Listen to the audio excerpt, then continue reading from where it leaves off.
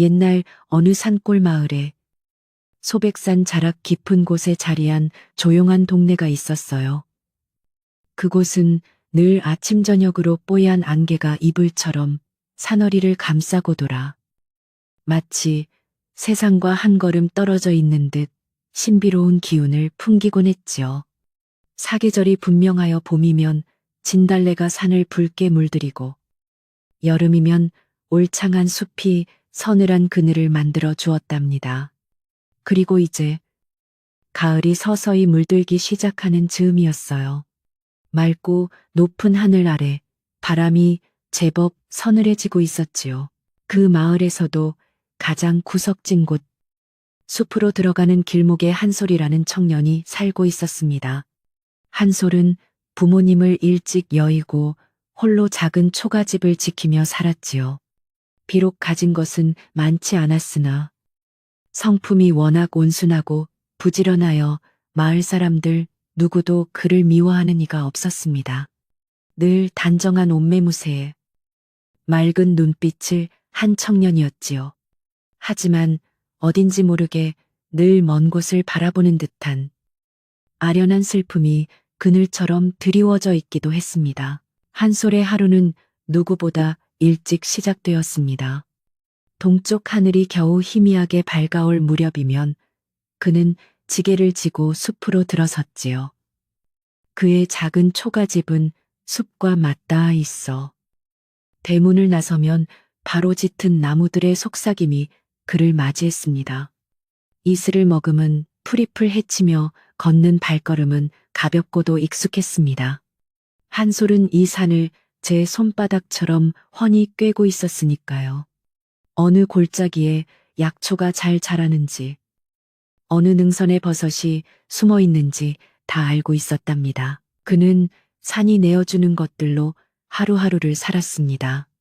봄에는 향긋한 산나물을 캐고, 여름에는 시원한 계곡물에 발을 담그며 약초를 말렸습니다. 가을이면 탐스러운 버섯과 도토리를 주었고, 겨울이 오기 전에는 땔감을 넉넉히 준비해 두었지요.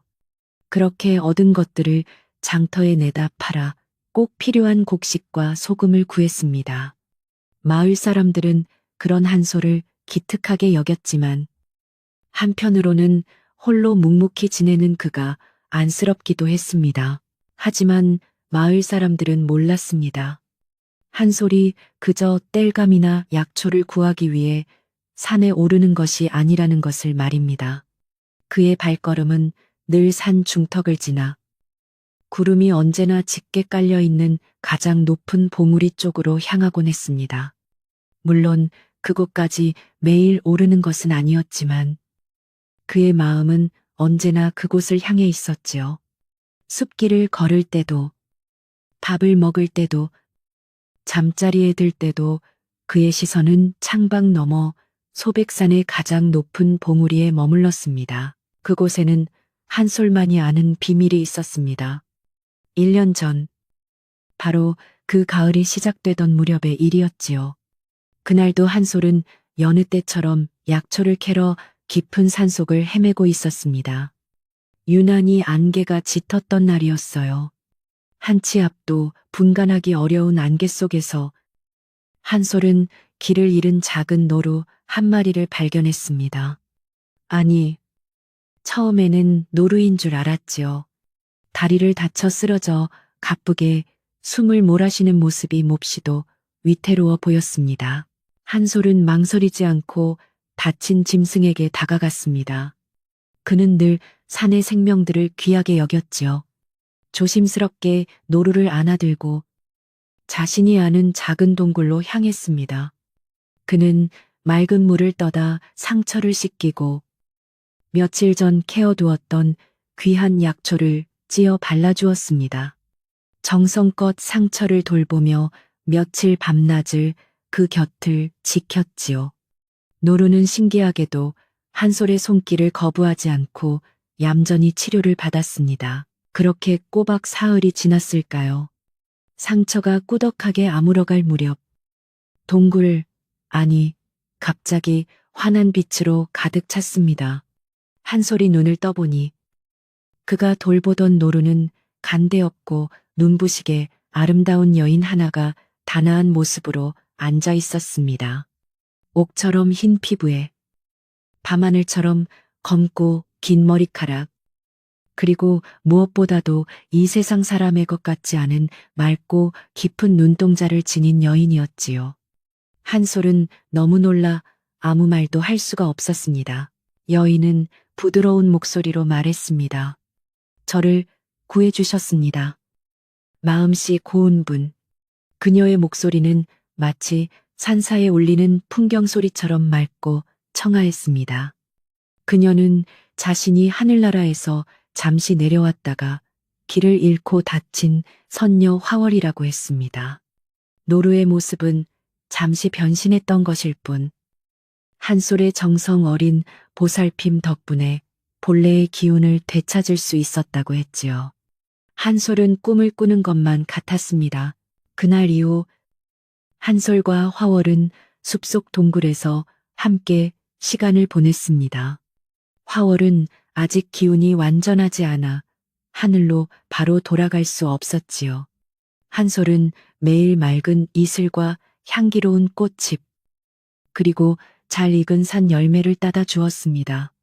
화월은 그런 한솔에게 하늘나라의 신기한 이야기들을 들려주었습니다. 구름 위를 걷는 법, 별을 따서 술을 빚는 이야기, 바람의 노래를 듣는 법 같은 것들이었지요. 두 사람은 날이 가는 줄도 모르고 사랑에 빠졌습니다. 한솔의 순수하고 따뜻한 마음에 화월은 마음을 열었고, 한솔은 화월의 신비롭고 맑은 모습에 넋을 잃었습니다. 그들의 사랑은 이른 아침 안개처럼 순수하고 깊은 밤 달빛처럼 고요했습니다. 숲속의 나무와 풀, 새와 짐승들만이 그들의 조용한 사랑을 지켜보았습니다. 한솔은 태어나서 처음으로 가슴 벅찬 행복을 느꼈습니다. 시간이 흘러 화월의 기운이 완전히 회복되었습니다. 그녀가 하늘로 돌아가야 할 날이 온 것이지요. 두 사람은 이별을 앞두고 구름이 가장 가깝게 머무는 산봉우리에 너른 바위 위에 올랐습니다. 화월은 눈물을 머금고 말했습니다. 저는 인간 세상에 오래 머물 수 없습니다. 하지만 당신을 영원히 잊지 않겠습니다. 한솔 역시 슬픔을 감추지 못했지만 그녀를 붙잡을 수는 없었습니다.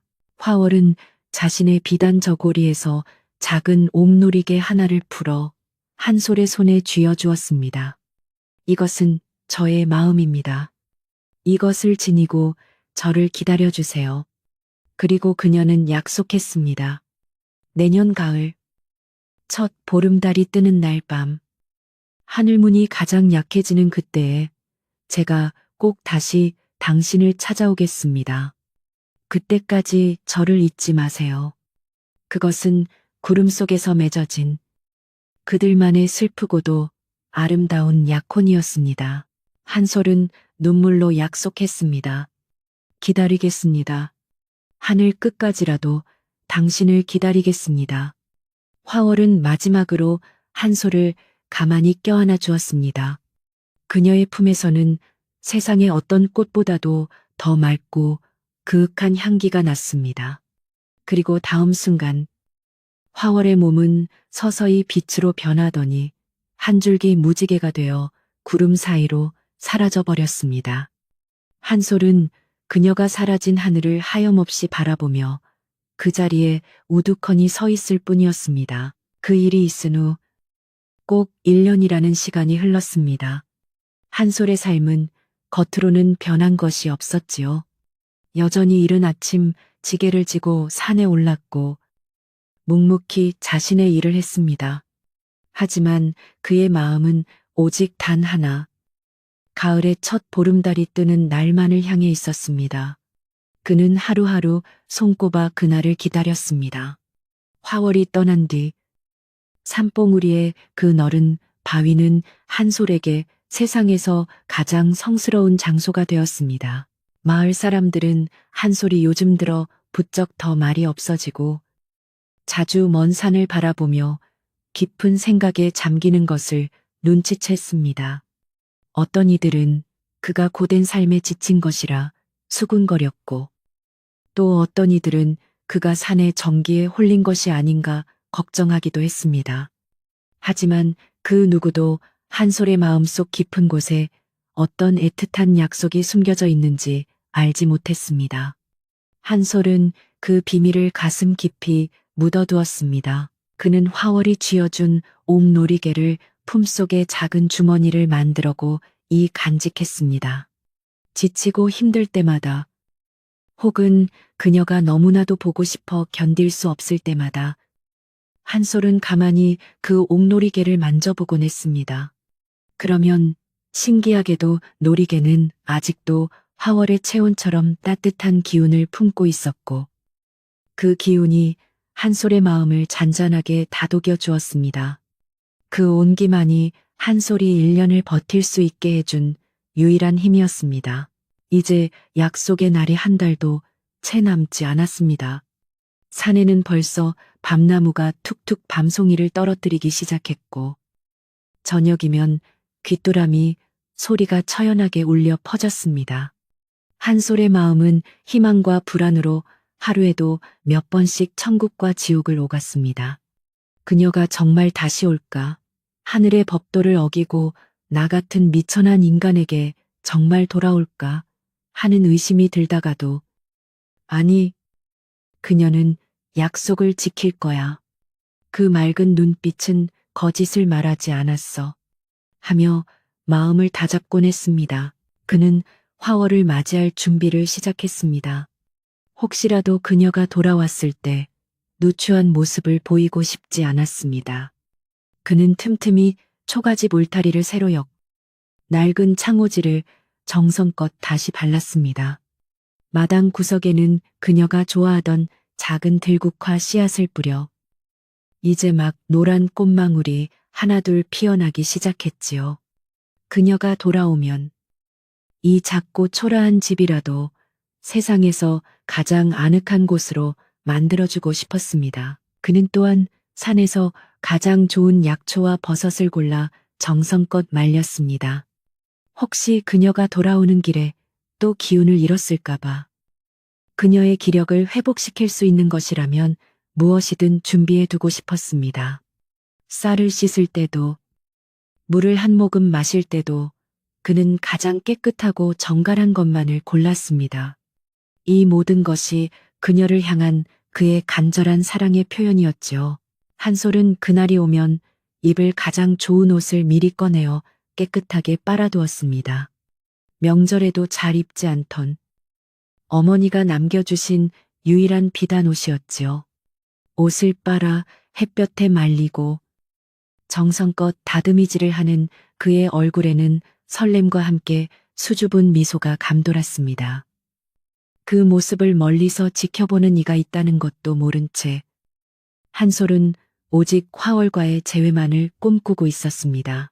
마을 사람들은 그런 한솔의 변화를 그저 가을을 타나보다 하고 대수롭지 않게 넘겼습니다. 혹은 이제 곧 추석이 다가오니 돌아가신 부모님 생각에 저러나 보다 하고 짐작할 뿐이었지요. 그 누구도 그가 하늘의 선녀를 기다리고 있을 거라고는 상상조차 하지 못했습니다. 한솔의 비밀은 소백산의 짙은 안개처럼 그와 산봉우리 사이에만 조용히 감춰져 있었습니다. 그의 작은 초가집 부엌 선반에는 그가 산에서 주워온 예쁜 조약돌들이 가지런히 놓여 있었습니다. 화월과 함께 숲을 거닐 때 그녀가 참 예쁘다고 말했던 돌들이었지요. 한솔은 그 돌들을 매일 닦으며 그녀와의 추억을 되새겼습니다. 그녀의 목소리, 그녀의 미소, 그녀의 몸에서 나던 그윽한 난초 향기까지 무엇 하나 잊은 것이 없었습니다. 그 기억들이 있기에 그는 외롭지 않았습니다. 어느덧 저녁이 되어 한솔은 마당의 툇마루에 걸터 앉았습니다. 서쪽 하늘이 붉게 물들고 산봉우리에는 어김없이 구름이 피어오르고 있었습니다. 그는 그 구름을 바라보았습니다. 마치 그 구름 너머 어딘가에 화월이 있는 것처럼. 그의 눈길은 간절하고 또 애틋했습니다. 이제 한 달, 그 한 달이 천년처럼 길게 느껴지기도 했고, 눈 깜짝할 사이처럼 짧게 느껴지기도 했습니다. 그는 조용히 품속의 옥 놀이개를 꺼내어 달빛에 비춰보았습니다. 영롱한 옥빛이 차가운 밤 공기 속에서 유난히 따뜻하게 빛나는 듯 했습니다. 한솔은 놀이개를 쥔 손에 힘을 주며 다짐했습니다. 화월님, 꼭 돌아오셔야 합니다. 저는 이곳에서 당신을 기다리고 있겠습니다. 어떤 일이 있더라도 저는 당신을 기다릴 겁니다. 그의 낮은 속삭임이 가을밤의 서늘한 공기 속으로 조용히 흩어지고 있었습니다. 한편 한솔의 그런 애틋한 기다림을 모르는 마을에는 그의 일거수일투족을 남몰래 지켜보는 눈길이 하나 있었습니다. 바로 이 마을 훈장의 딸이자 젊은 나이에 과부가 된 옥분이라는 여인이었지요. 옥분은 비록 혼자가 되었으나 훈장인 아버지의 권세를 등에 업고 마을에서 꽤나 도도하게 행세하는 여인이었습니다. 곱상한 외모와는 달리 자신이 원하는 것은 꼭 손에 넣어야 직성이 풀리는 고집세고 욕심 많은 성미를 지니고 있었지요. 옥분의 눈에 한솔은 참으로 이상한 사내였습니다. 마을에서 가장 가난한 축에 속하면서도 언제나 그 행색이 흐트러짐 없이 단정했지요. 특히 그의 초가집은 여인의 손길이 닿지 않음에도 불구하고 늘 마당이 정갈하게 쓸려 있었고 툇마루는 반들반들 윤이 났습니다. 옥부는 그것이 호라비의 솜씨라고는 믿기 어려웠습니다. 무엇보다 한솔의 곁을 스칠 때마다 코끝을 간지럽히는 였지만 맑은 난초 향기가 그녀의 마음을 더욱 어지럽혔습니다. 저 산에 필시 무언가 숨기고 있어. 옥부는 그렇게 생각했습니다. 가난한 나무꾼에게서 난리 없는 맑은 향기. 그리고 홀로 지내면서도 어딘지 모르게 충만해 보이는 그 묘한 기운. 옥부는 그것이 복의 기운일지도 모른다고 생각했습니다. 비록 지금은 미천해 보여도 저런 기운을 가진 사내라면 언젠가 크게 될지도 모른다는 혹은 이미 어떤 큰 복을 숨기고 있다는 막연한 예감이 들었던 것입니다. 그날 이후 옥부는 노골적으로 한솔에게 접근하기 시작했습니다. 하루는 이른 아침 따뜻한 팥죽을 한 그릇 쑤어 들고 한솔의 집을 찾았습니다. 한솔 총각, 아침은 드셨는지 모르겠네. 홀로 지내시는데 굶고 다니실까봐 넉넉히 좀 쑤어 왔어요. 옥부는 애써 교태 섞인 목소리로 말하며 쟁반을 내밀었습니다. 마침 산에 갈 채비를 하던 한솔은 갑작스러운 방문에 적잖이 당황했습니다. 한솔은 공손히 허리를 숙였지만 쟁반을 받지는 않았습니다. 이른 아침부터 귀한 걸음을 하셨습니다. 옥분 아씨, 허나 저는 괜찮습니다. 방금 아침을 먹고 나서는 길이었습니다. 그 마음만 감사히 받겠습니다. 그의 목소리는 정중했지만 그 태도는 단호했습니다. 옥부는 순간 얼굴이 붉어졌습니다. 자신의 정성을 감히 거절하는 한솔의 태도가 괘씸하게 느껴졌지요. 하지만 애써 미소를 지으며 팥죽을 도로 들고 돌아설 수밖에 없었습니다. 옥부는 포기하지 않았습니다. 며칠 뒤, 이번에는 맛깔스럽게 익은 김치를 한 보시기 들고 다시 한솔의 집을 찾았습니다. 이번에는 일부러 마을 안악들이 밭에 나가는 길목에서 그와 마주쳤지요. 총각, 지난번엔 영 입맛이 없어 보이시더니 이번엔 제가 솜씨를 부려 김치를 좀 담가봤어요. 이거라도 맛 좀 보세요. 그녀는 일부러 큰 소리로 말하며 마을 사람들이 자신들의 모습을 볼 수 있도록 했습니다. 한솔은 난처했습니다. 사람들이 쳐다보는 앞에서 또다시 거절하는 것은 옥분을 욕보이는 일임을 알았기 때문입니다. 그는 하는 수 없이 김치 그릇을 받아들었습니다. 고맙습니다. 잘 먹겠습니다. 하지만 그의 표정은 조금도 기뻐 보이지 않았습니다. 그는 그저 이 상황을 빨리 벗어나고 싶을 뿐이었지요.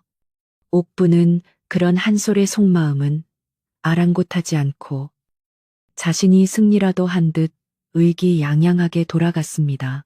옥분이 다녀간 뒤 마을에는 이상한 소문이 돌기 시작했습니다. 봤어. 훈장님 댁 과수댁이 한솔이한테 김치를 다 갖다 주대. 어머, 팥죽도 쓰어다 줬다던데. 저거 혹시 마음이 있는 거 아냐? 에이. 설마 훈장님 댁 귀한 따님이 저 가난한 나무꾼한테 모르는 소리.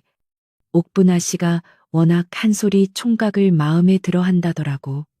안악들의 입방아는 멈출 줄 몰랐습니다. 소문은 옥분의 어머니 귀에까지 들어갔습니다. 옥분의 어머니는 딸의 속내를 알고는 혀를 찼지만 이왕 이렇게 된 바에야 딸의 뜻을 이뤄주기로 마음먹었습니다. 며칠 뒤 옥분의 어머니는 중매쟁이를 앞세워 한솔의 집을 정식으로 찾아왔습니다. 한솔 총각. 이게 다 총각의 복일세. 우리 옥분이가 총각을 마음에 두고 있다네. 훈장님 댁 사위가 될 절호의 기회야.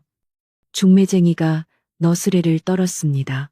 한솔은 그제야 옥분이 왜 자신에게 그토록 접근했는지 깨달았습니다. 그는 낯빛 하나 변하지 않고 조용하지만 단호하게 말했습니다. 죄송합니다. 그 말씀은 거두어 주십시오. 중매쟁이의 얼굴이 굳어졌습니다. 뭐라고 지금 훈장님 댁청을 거절하겠다는 게야. 한솔은 방 안으로 들어가 무언가를 잠시 망설이다. 다시 나와 굳은 얼굴로 답했습니다. 송구하오나. 제게는 이미 마음속 깊이 품은 분이 계십니다.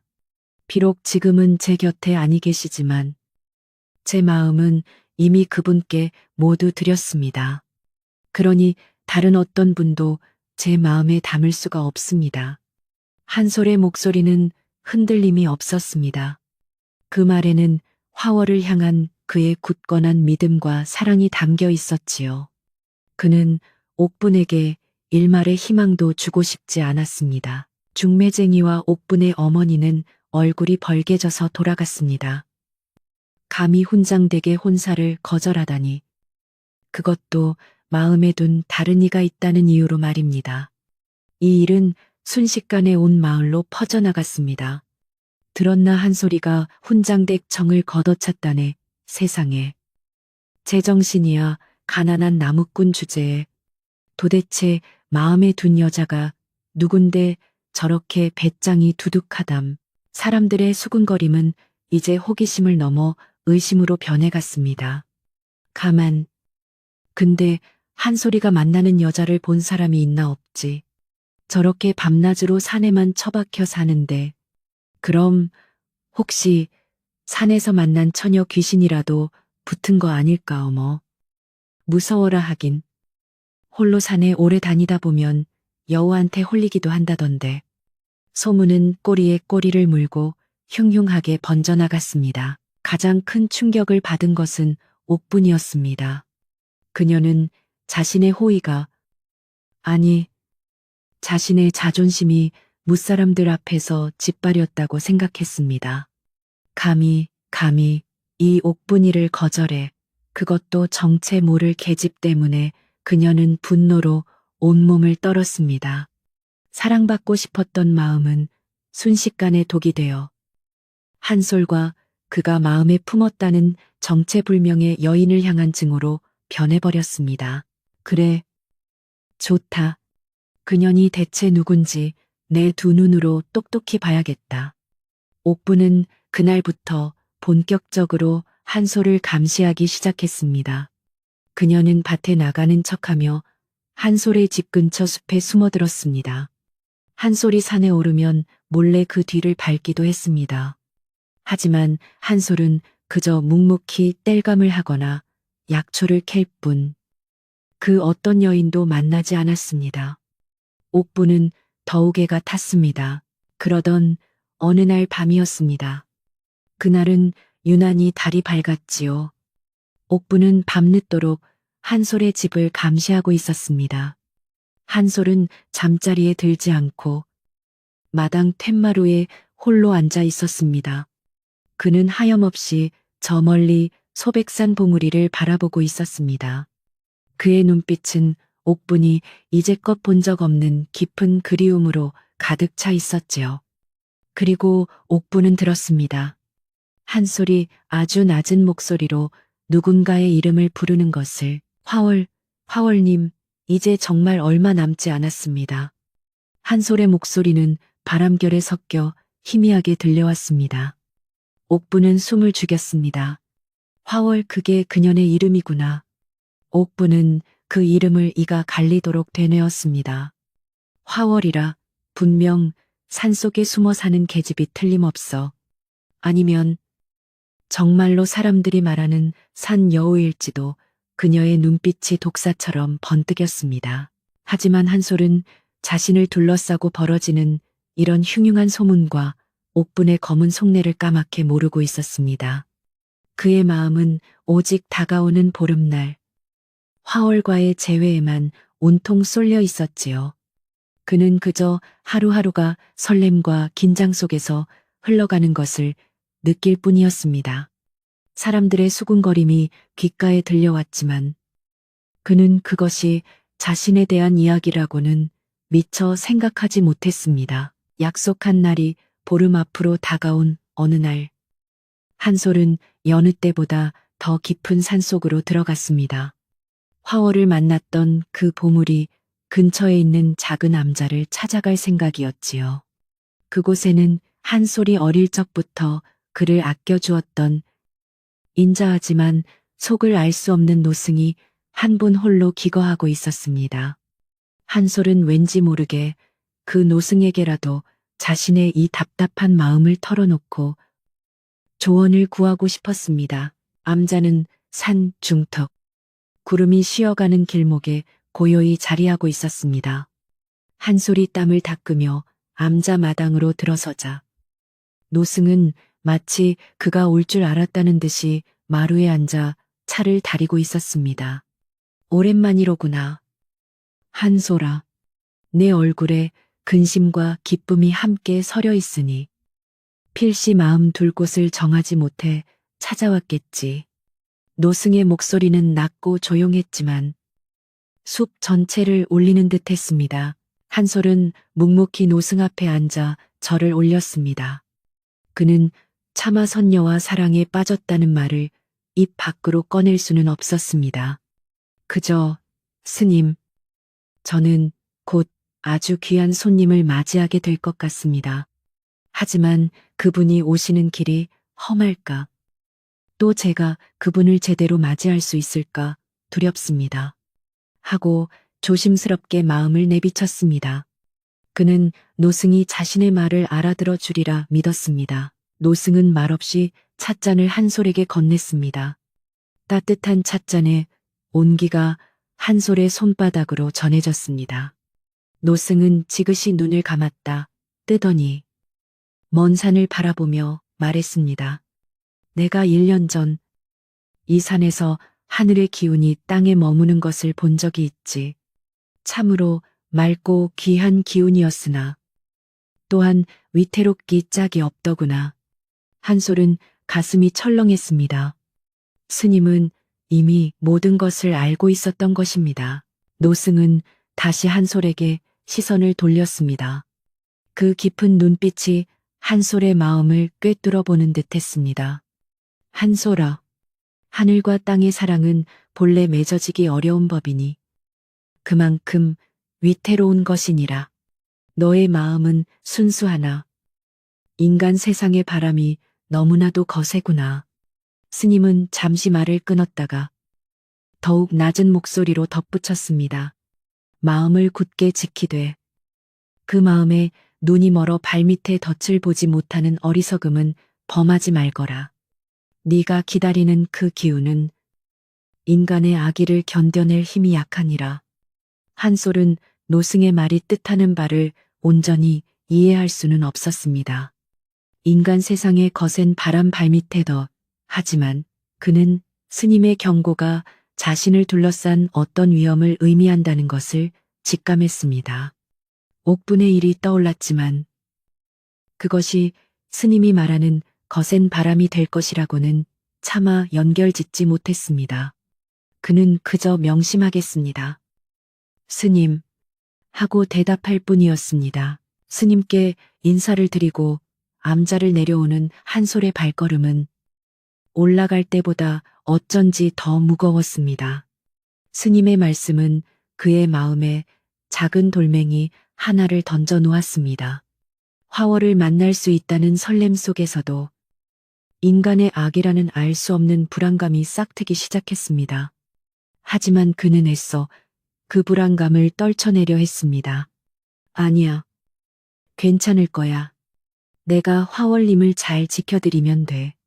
그는 주먹을 굳게 쥐며 마을을 향해 발걸음을 재촉했습니다. 옥분이 훈장댁으로 돌아온 후 그녀의 마음은 분노와 모멸감으로 들끓었습니다. 감히 나를 거절해 고작 나무꾼 따위가 하지만 그 분노보다 더 그녀를 사로잡은 것은 화월이라는 이름의 정체였습니다. 며칠을 뜬 눈으로 세우다시피 하며 옥부는 한솔의 뒤를 더욱 집요하게 캐기 시작했습니다. 하지만 아무리 뒤를 밟고 집 주변을 맴돌아도 한솔이 만나는 여인의 그림자조차 찾을 수 없었습니다. 대체 누구란 말인가? 단서가 잡히지 않자 옥분의 의심은 엉뚱한 방향으로 그러나 더욱더 확고하게 굳어갔습니다. 그래, 사람이 아니야. 사람이니 저리 꼭꼭 숨을 수 없지. 그녀는 한솔이 마음에 두니가 사람이 아니라 산에 사는 교활한 여우나 나쁜 산신령일 것이라 확신하기 시작했습니다. 늙은이들이 들려주던 예시야기 속 남자의 정기를 빨아먹고 홀린다는 바로 그런 요물 말입니다.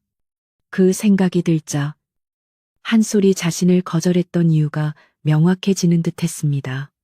요물에 단단히 홀린 게지.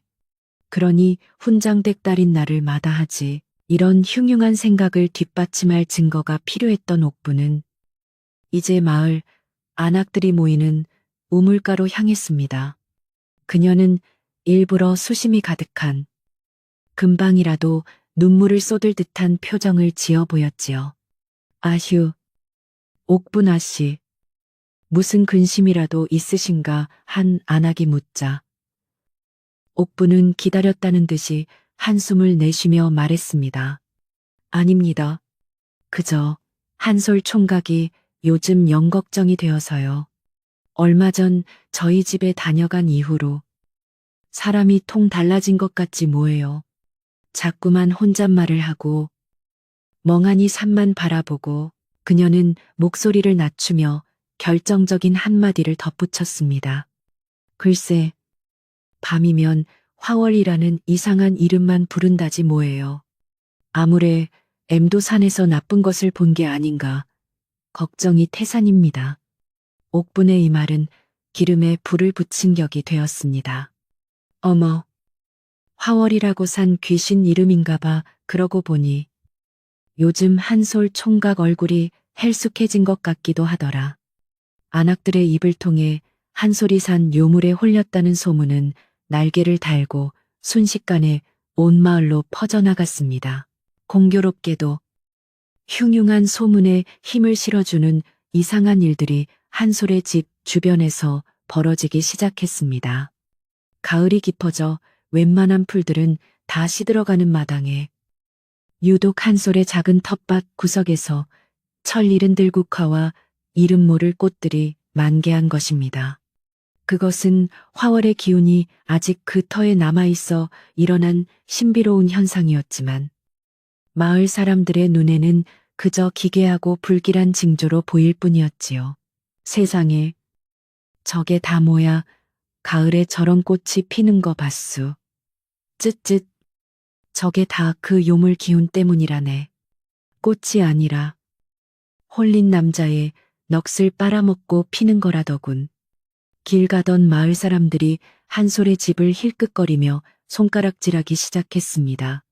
그들은 이제 한솔을 불쌍한 피해자라기보다는 마을의 불행을 끌어들일지도 모르는 불길한 존재로 여기기 시작했습니다. 설상가상으로 또 다른 증거가 나왔습니다. 이따금 한솔의 약초와 곡식을 바꿔주던 장터의 한 상인이 마을 주막에서 이런 말을 흘린 것입니다. 이상한 일이야. 한솔이 총각이 쌀을 받으러 온 지가 석 달이 다 되어 가는데 나무꾼이 쌀도 없이 뭘 먹고 산담 꼭 뒤주에 귀신이라도 붙은 것처럼 말이야. 이 말은 곧장 한솔의 쌀독은 줄지 않는다는 소문으로 부풀려졌습니다. 옥분이 이 기회를 놓칠 리 없었습니다. 그녀는 마치 자신이 모든 것을 꿰뚫어보고 있었다는 듯이 마을 어른들 앞에서 목소리를 높였습니다. 보십시오. 제 말이 틀렸습니까? 저것은 철 모르는 꽃이 아니라 요물의 기운입니다. 줄지 않는 쌀은 축복이 아니라 한솔 총각의 영혼을 대가로 받은 사술세숫이란 말입니다. 그녀의 눈빛은 광기에 가까운 확신으로 번들거렸습니다. 그녀는 사람들의 공포심을 더욱 부추겼습니다. 생각해 보십시오. 왜 하필 훈장댁의 청을 거절했겠습니까? 그 요물이 질투가 나서 한솔 총각이 사람의 길로 돌아오는 것을 막은 것입니다. 이대로 두면 저 요물은 한솔 총각의 정기를 다 빨아먹고 그 다음엔 우리 마을 아이들에게까지 해코지를 할지 모릅니다. 옥분의 선동은 효과가 있었습니다. 사람들은 이제 한솔을 구해야 한다는 생각보다 마을을 지켜야 한다는 공포심에 사로잡혔습니다. 이 모든 소동을 까맣게 모르는 사람은 오직 한솔뿐이었습니다. 그는 노스님의 발밑에 덫을 조심하라는 말이 마음에 걸렸지만 그것이 자신을 향한 마을 사람들의 오해와 적의일 것이라고는 상상조차 하지 못했지요. 그는 그저 화월을 다시 만나지 못할까봐 혹은 하늘의 법도가 너무 엄해 그녀가 오지 못할까봐 생기는 자신만의 불안감이라고 애써 치부해버렸습니다. 약속의 날, 즉 가을의 첫 보름달이 뜨는 추석이 불과 며칠 앞으로 다가왔습니다. 한솔은 그 어느 때보다도 선명하게 화월의 기운을 느낄 수 있었습니다. 그의 작은 초가집 주변의 공기는 왠지 모르게 더 맑고 향기로워지는 듯 했습니다. 마당의 작은 우물물은 유난히 달고 시원해졌지요. 그리고 무엇보다도 해질녘이면 소백산 봉우리 위로 언젠가 그녀가 떠날 때 보았던 것과 같은 오색구름이 희미하게 감도는 것이었습니다. 한솔의 가슴은 벅찬 기대로 터질 것 같았습니다. 오시는구나. 틀림없이 오시는구나. 그는 이제 한 달이 넘게 자신을 괴롭혔던 모든 불안과 의심을 떨쳐버렸습니다.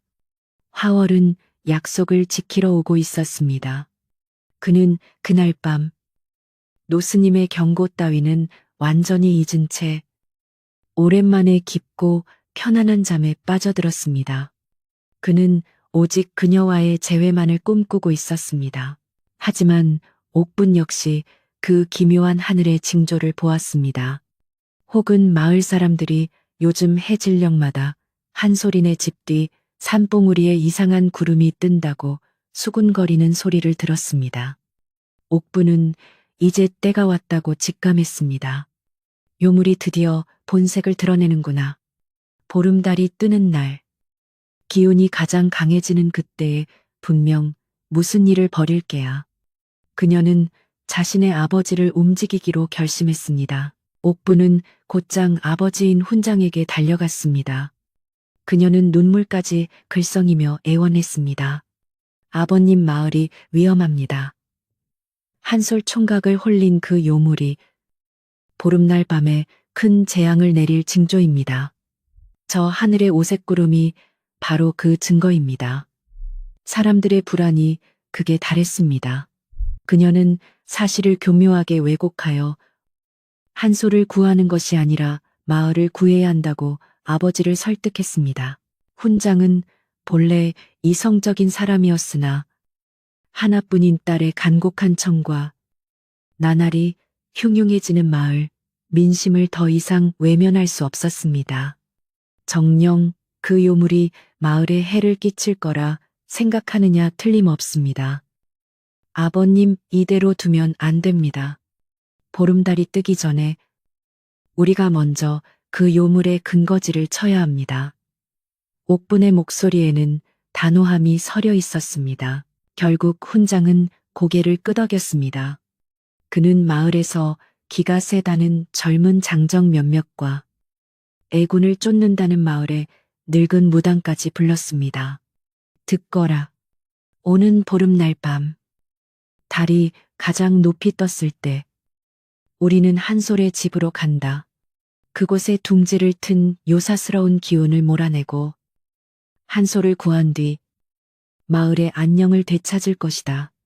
훈장의 말에 옥부는 아무도 모르게 잔인한 미소를 지었습니다. 모든 계획은 일사천리로 진행되었습니다. 장정들은 횃불을 준비하고 굵은 동아줄을 챙겼습니다. 늙은 무당은 팥과 소금을 준비하며 요물을 쫓아낼 주술을 외울 준비를 했습니다. 마을 사람들 중 일부는 두려워하면서도 이 기회에 흉흉한 소문의 근원을 뿌리 뽑아야 한다며 동조했습니다. 그들은 한솔이 겪을 고통이나 슬픔 따위는 안중에도 없었습니다. 오직 자신들의 공포와 옥분의 복수심만이 그들을 움직이고 있었습니다. 바로 그 시각, 다가올 운명은 꿈에도 모르는 한솔은 마지막 준비에 여념이 없었습니다. 그는 며칠 전부터 집안 밖을 쓸고 닦아 먼지 하나 없게 했습니다. 지프로 엮어두었던 멍석도 새로 깔고 부엌의 그릇들도 끓는 물에 삶아 정갈하게 닦아두었습니다. 그는 마치 귀한 신부를 맞이하는 새신랑처럼 설레고 또 조심스러웠습니다. 추석 전날 밤, 한솔은 마지막으로 어머니가 남겨주신 비단옷을 꺼내어 정성껏 매만졌습니다. 조금 해진 곳은 없는지 꼼꼼히 살피고 옷의 맑은 난초향이라도 배게 할까 하여 낮에 딴 들국화를 옷 사이에 끼워두었습니다. 그리고 마당이 잘 보이는 툇마루에 작은 상을 하나 차렸습니다. 그 위에는 자신이 가진 것 중 가장 귀한 것, 즉 맑은 우물물 한 그릇과 철 모르고 피어난 텃밭의 꽃들을 꺾어 담은 작은 꽃병 하나가 전부였습니다. 화월님, 비록 초라한 산골집이지만 저의 마음을 다해 당신을 기다리고 있습니다. 한솔은 작은 상을 바라보며 조용히 속삭였습니다. 그의 눈에는 어느새 맑은 이슬이 맺혔습니다. 1년의 기다림, 그 애틋하고 간절했던 시간이 드디어 끝난다는 안도감과 그녀를 다시 만난다는 벅찬 기쁨이 뒤섞인 눈물이었습니다. 그는 자신을 향해 다가오는 것엔 폭풍우를 전혀 알지 못한 채 그저 다가올 보름날 밤에 재회만을 간절히 기도하고 있었습니다. 드디어 1년을 애타게 기다렸던 가을의 첫 보름. 추석날 밤이 되었습니다. 소백산 자락의 작은 마을은 저녁 일찍부터 고요함에 잠겨들었지요. 집집마다 차례를 지내고 일찍 잠자리에 든 것인지 불빛 하나 새어 나오지 않는 짙은 어둠 속이었습니다. 하지만 그 어둠 위로 휘영청 밝은 보름달이 쟁반처럼 떠올라 온 세상을 은빛으로 고요히 적시고 있었습니다. 그 달빛 아래 산 그림자는 더욱 짙고 서늘하게 드리워졌습니다. 한솔은 그날 해가 지기 무섭게 목욕재개를 마치고 1년을 고이 간직했던 비단옷으로 갈아입었습니다. 조금 해진 옷이었지만 그것은 그가 가진 가장 귀하고 깨끗한 예복이었지요. 그는 툇마루에 정갈하게 차려둔 작은 상 앞에 꿇어 앉았습니다. 맑은 물 한 그릇과 꺾어온 들국화.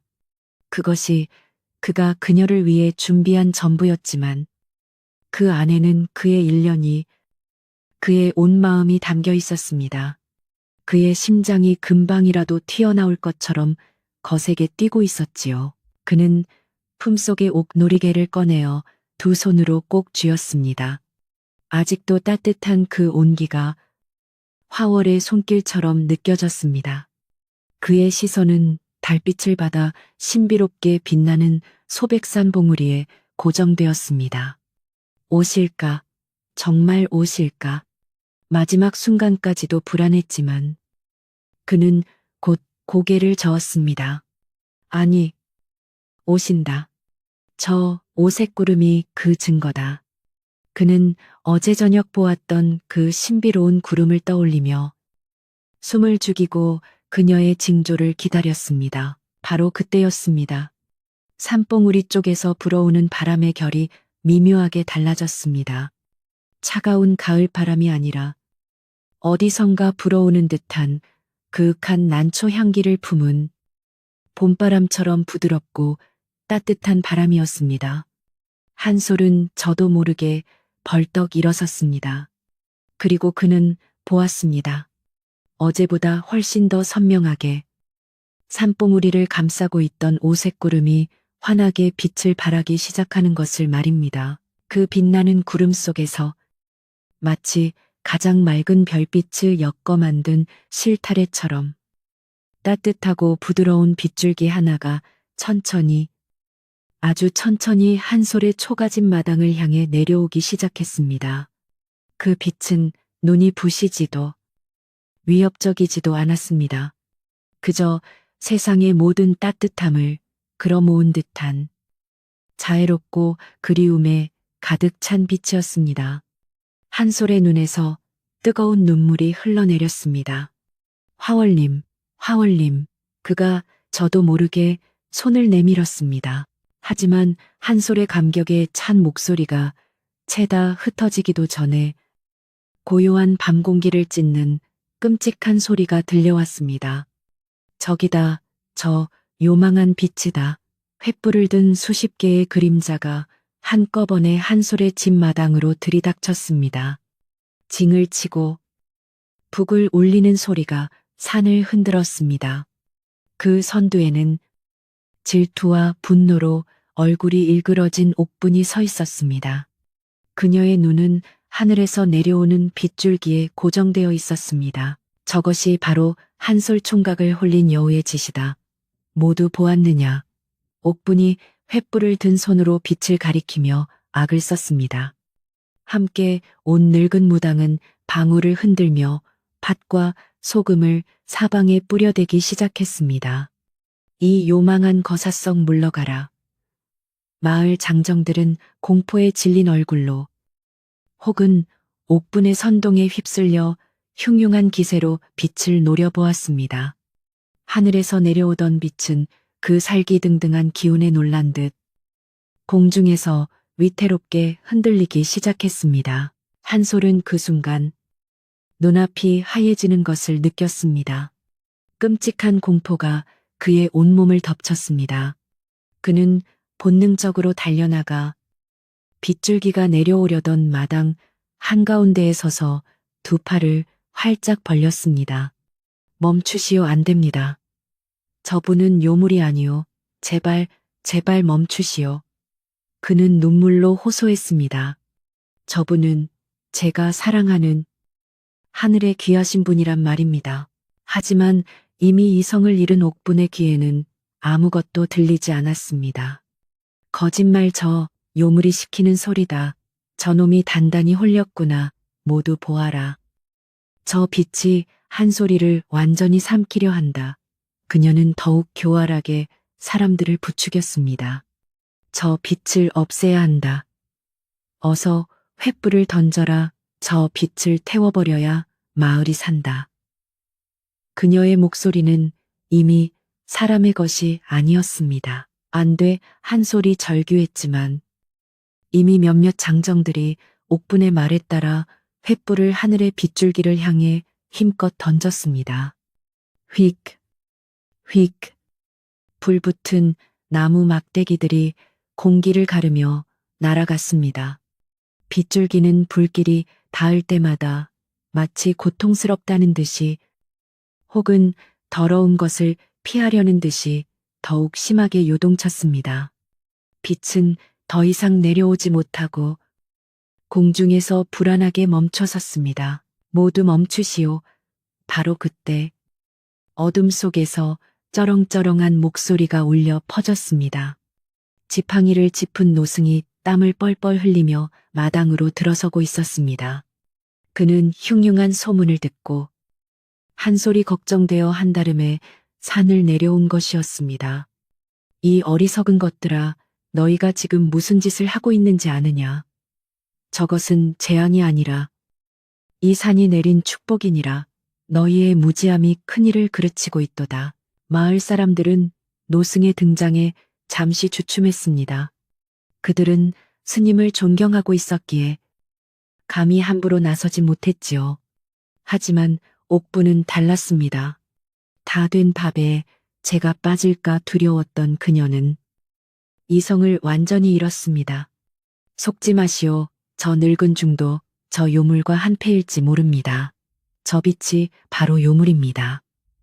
그녀는 옆에 있던 장정의 손에서 가장 큰 횃불을 빼앗아 들었습니다. 네, 인연. 노승이 경악하여 지팡이를 들었지만 옥분의 몸은 이미 한소를 향해 날아가고 있었습니다. 네가 정녕 그 요물을 감싸고 돌겠다면 너에게 붙은 사술부터 먼저 태워주마. 옥부는 이 모든 일의 원흉이 한솔이라 생각한 듯 시뻘건 불길을 한솔의 얼굴을 향해 그대로 내리찍으려 했습니다. 한솔은 그 불길을 피하지 않았습니다. 그는 그저 하늘에 멈춰선 위태로운 빗줄기를 바라보며 모든 것을 체념한 듯 가만히 눈을 감았습니다. 화월님. 그의 입에서 마지막 이름이 새어나왔습니다. 옥분의 잔인한 미소와 함께 횃불이 한솔의 눈앞까지 다가왔습니다. 그 순간이었습니다. 말로 형용할 수 없는 거대하고 맑은 힘이 산봉우리로부터 몰아쳤습니다. 그것은 춥지 않았지만 그 어떤 폭풍보다도 강력한 바람이었습니다. 그 바람은 짙은 난초, 향기를 품고 있었지요. 허이잉 하는 소리와 함께 그 거센 바람은 마당에 있던 모든 횃불을 단 하나의 예외도 없이 순식간에 꺼뜨려 버렸습니다. 마당은 순식간에 칠흑 같은 어둠. 아니, 오직 교교한 달빛만이 비추는 창백한 고요함에 잠겼습니다. 사람들은 비명을 질렀고 옥부는 그 거센 바람의 힘에 밀려 꼴사납게 뒤로 나동그라졌습니다. 그녀가 들고 있던 횃불은 진즉에 꺼져 연기만 피어오르고 있었습니다. 모든 소란이 멎었습니다. 그리고 그 고요함 속에서 사람들은 모두 보았습니다. 불길이 사라진 하늘, 멈춰섰던 그 빗줄기가 다시 한번 환하게 빛을 발하는 것을 말입니다. 빛은 구름처럼 흩어지며 그 안에서 아주 희미하게 비단 옷을 입은 여인의 형상이 드러났습니다. 꿈결처럼 아름답고 이 세상 사람 같지 않은 슬픔에 가득 찬 얼굴이었습니다. 화월이었습니다. 그녀는 땅에 발을 딛지 못한 채 공중에서 슬픈 눈으로 한솔을 내려다보고 있었습니다. 선녀다. 누군가 속삭였습니다. 세상에, 진짜 선녀님이셨어. 늙은 무당은 쥐고 있던 방울을 떨어뜨리며 그 자리에 털썩 주저앉았습니다. 마을 사람들은 자신들이 무슨 짓을 했는지 깨닫고 공포와 경외감에 사로잡혀 넋을 잃었습니다. 그들의 시선은 하늘의 선녀와 땅바닥에 쓰러진 옥분 사이를 오갔습니다. 노승이 무겁게 입을 열었습니다. 그의 목소리는 달빛처럼 차가웠습니다. 보았느냐? 너희의 어리석음이 무엇을 막았는지. 저 귀한 분은 순수한 마음을 좇아 이 땅에 내려오려 하셨으나 너희가 내뿜은 그 악스러운 살기와 질투, 그 추악한 마음의 도끼를 견딜 수 없어 발을 딛지 못하시는 것이다. 스님의 말은 비수처럼 사람들의 가슴에 꽂혔습니다. 옥부는 흑투성이가 된 채로 멍하니 하늘을 바라보았습니다. 믿을 수 없다는 듯. 저것이 자기가 그토록 저주했던 화월이라는 사실에 온몸을 떨었습니다. 자신이 한낱나무꾼이라 무시했던 자가 정말로 하늘의 선녀와 약조를 맺었다는 사실에, 그리고 자신이 그것을 시기하여 모든 것을 망쳤다는 사실에 그녀의 얼굴은 하얗게 질려버렸습니다. 한솔은 무릎을 꿇은 채 하늘의 화월을 향해 손을 뻗었습니다. 눈물이 비 오듯 흘러내렸습니다. 화월님, 화월님. 제발. 그는 차마 오라는 말도 가라는 말도 하지 못했습니다. 화월의 형상은 그런 한솔을 바라보며 아주 천천히 고개를 가로저었습니다. 미안함과 슬픔이 가득 담긴 눈빛이었습니다. 그녀는 이미 인간 세상의 악의에 너무 깊이 노출되었습니다. 그리고 화월은 옥빛처럼 하얀 손을 들어 한솔이 아닌 저 하늘 높이 뜬 보름달을 가리켰습니다. 그리고 다시 구름으로 뒤덮인 산봉우리를 가리켰습니다. 우리의 약속은 구름 속에서 이루어졌으니 이제 다시 구름 속으로 돌아갑니다. 말없는 그 몸짓은 이룰 수 없는 사랑의 마지막 인사였습니다. 더 이상 이 땅에서는 만날 수 없습니다. 그 말을 끝으로 화월의 희미했던 형상은 옥빛 안개가 되어 흩어지기 시작했습니다. 그녀를 감싸고 있던 따뜻한 빗줄기는 마치 거꾸로 흐르는 유성처럼 순식간에 다시 하늘을 향해 쏘아 올려졌습니다. 산봉우리를 감돌던 오색구름도 그 빛을 따라 순식간에 사라지고 하늘에는 오직 무심한 보름달만이 홀로 남아 있었습니다. 마당에는 완전한 정적이 흘렀습니다. 오직 한 소리 터뜨리는 목이 메인 울음소리만이 그 정적을 깨뜨리고 있었지요. 그는 뻗었던 손을 거두지도 못한 채 그 자리에 주저앉아 오열했습니다. 그의 발치로 그가 그토록 소중히 여겼던 옥 놀이개가 주머니에서 떨어져 흙바닥 위를 뒹굴었습니다. 1년의 기다림이, 그의 모든 희망이 그렇게 산산조각이 나버린 것입니다. 마을 사람들은 차마 고개를 들지 못했습니다.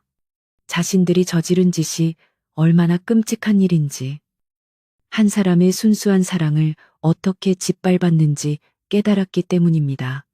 그들은 죄인이 된 심정으로 노승의 꾸짖음이 두려워, 혹은 한솔의 절규를 듣는 것이 고통스러워 하나둘 슬금슬금 뒷걸음질 치기 시작했습니다. 아무도 옥부는 돌아보지 않았습니다. 그들은 그렇게 어둠 속으로 도망치듯 사라졌습니다. 마당에는 차갑고도 무거운 정막만이 남았습니다. 횃불의 연기마저 달빛에 쓰러져가고 진과 북소리의 광란은 마치 먼 꿈처럼 사라졌습니다. 마을 사람들은 자신들이 저지른 죄의 무게를 감당하지 못하고 짐승처럼 뿔뿔이 어둠 속으로 흩어졌습니다. 그 자리에 남은 것은 무너져 내린 마음을 주체하지 못하고 오열하는 한솔과 모든 것을 지켜본 늙은 노승, 그리고 흙바닥에 주저앉은 채 넋이 나간 옥분. 단 세 사람뿐이었습니다. 노승은 말없이 한솔에게 다가가 그의 떨리는 어깨를 가만히 감싸 안았습니다. 어떤 위로의 말도, 어떤 꾸짖음의 말도 하지 않았습니다. 그저 지팡이에 기댄 늙은 몸으로 젊은 청년의 비통한 슬픔을 묵묵히 받아주고 있을 뿐이었습니다. 한솔은 짐승처럼 울부짖었습니다. 1년을 쌓아 올린 그리움의 탑이 단 하룻밤 인간의 악의에 의해 이토록 허무하게 무너져 내렸다는 사실을 도저히 받아들일 수 없었습니다. 한참을 울던 한솔의 손에 차가운 흙의 감촉과 함께 단단한 무언가가 닿았습니다. 그가 그토록 소중히 품고 다녔던 그러나 소동 중에 떨어뜨리고만 옥 놀이개였습니다. 달빛을 받은 옥은 마치 화월의 마지막 눈물이라도 되는 듯 차갑고도 영롱하게 빛나고 있었습니다. 한솔은 그것을 집어들어 부서질 듯이 꽉 움켜쥐었습니다. 그것이 이제 그녀가 남긴 유일한 흔적이었습니다. 그때서야 옥분도 멍하니 주저앉아 있던 자리에서 몸을 일으키려 했습니다. 하지만 방금 전에 거센 바람에 나동그라지면서 발목을 삔 것인지 제대로 일어설 수 없었지요. 그녀는 주위 사람들에게 도움을 청하려 했지만 이미 마을 사람들은 아무도 없었습니다. 노승과 한솔은 그녀에게 눈길조차 주지 않았습니다. 그녀는 이 거대한 침묵 속에서 자신이 완전히 버려졌음을, 모든 것을 잃었음을 깨달았습니다. 옥부는 비틀거리며 한쪽 다리를 절뚝거리며 마당을 가로질렀습니다.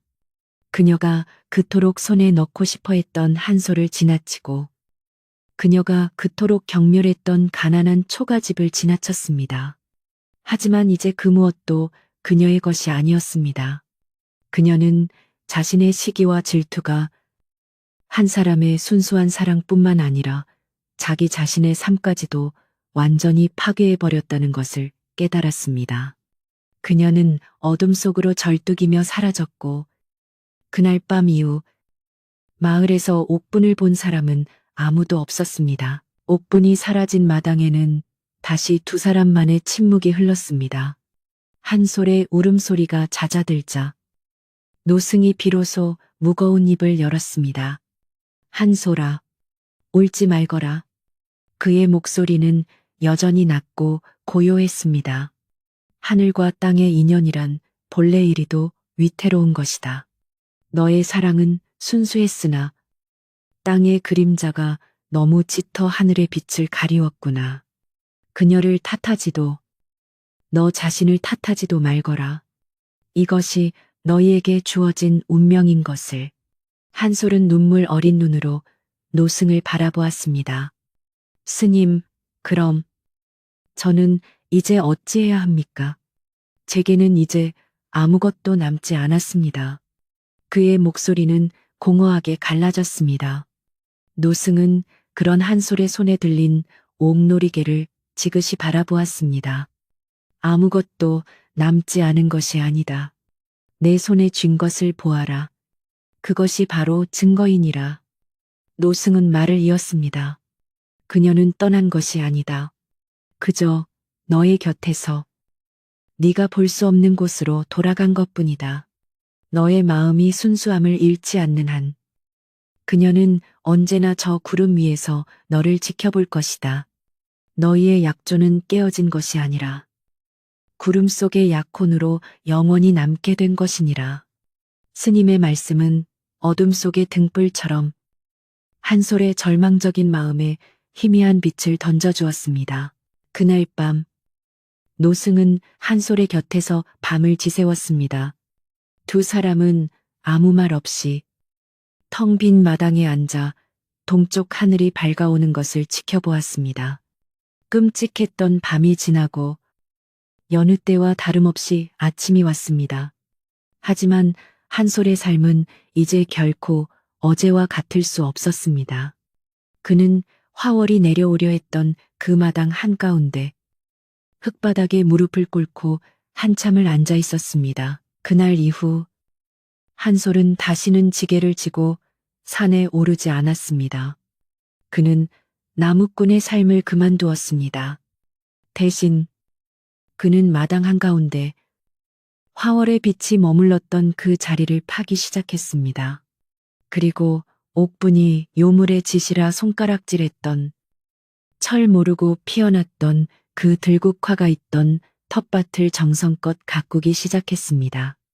사람들은 그가 실성했다고 수군거렸지만 그는 아무것도 듣지 못했습니다. 한솔은 산에서 나무 대신 향기로운 꽃씨와 어린 묘목들을 가져왔습니다. 그녀가 좋아했던 난초와 달빛을 닮은 하얀 국화, 그리고 이른 봄에 피어나는 진달래까지. 그는 마치 신성한 의식을 치르듯 그 작은 텃밭에 온갖 꽃들을 심었습니다. 그의 초가집은 더 이상 나무꾼의 집이 아니라 작은 꽃밭을 품은 집이 되었습니다. 신기하게도 한솔이 가꾸는 그 작은 정원은 사계절 내내 꽃이 지지 않았습니다. 마치 화월이 떠나며 마지막으로 남겨둔 축복인 것처럼 꽃들은 계절을 잊은 듯 피어나고 또 피어났습니다. 심지어 얕은 눈이 내리는 초겨울에도 국화는 꿋꿋하게 향기를 내뿜었습니다. 그리고 그 정원에서는 언제나 한솔만이 아는 그윽하고 맑은 난초 향기가 옅게 배어나왔습니다. 시간은 물처럼 흘러갔습니다. 그 끔찍했던 추석밤의 일은 마을 사람들에게 잊을 수 없는 상처이자 금기처럼 남았습니다. 그 누구도 그날 밤의 일을 입에 올리지 않았습니다. 그들은 자신들의 어리석음을 속죄하려는 듯 한솔의 집 근처를 지날 때면 조용히 고개를 숙였습니다. 때때로 어떤 안악들은 갓 지은 밥이나 잘 익은 김치를 한솔의 집 살인문 앞에 몰래 두고 가기도 했습니다. 한솔은 그 모든 것을 묵묵히 받았습니다. 그는 마을 사람들을 원망하지도 용서하지도 않았습니다.